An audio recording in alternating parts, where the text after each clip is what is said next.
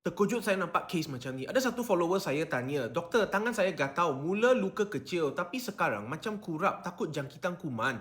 Dia pun tunjuk gambar luka kepada saya. Lepas tu dia beritahu saya dia pemain rugby. Mula-mula ada luka kecil sahaja. Lepas tu dia beli ubat sapu dan lepas tu tengok gaya macam sama sahaja. Saya pun tanya dia, apa krim yang dia guna? Dan lepas tu dia hantar gambar krim itu kepada saya. Dia beli krim ini dari online dan lepas dia sapu kepada luka, luka itu semakin teruk dan tak sembuh-sembuh. Saya beritahu dia, krim ini adalah bahaya kerana tak ada kelulusan KKM. Berhati-hati dengan apa krim yang kamu beli online sebab banyak krim di luar tak ada kelulusan KKM dan ada bahan terlarang seperti steroid. Jika kamu tersalah sapu krim steroid kepada luka kamu tanpa pemantauan doktor, luka kamu akan semakin nipis, kulit kamu akan semakin nipis, susah untuk sembuh dan jangkitan kuman boleh berlaku. Tidak patut beli apa-apa krim luka, krim gatal, krim kurap, krim eczema pada online. Pergi ke klinik terdekat dahulu untuk jumpa doktor untuk pemeriksaan. Berhati-hati dengan apa produk yang kamu beli dalam online.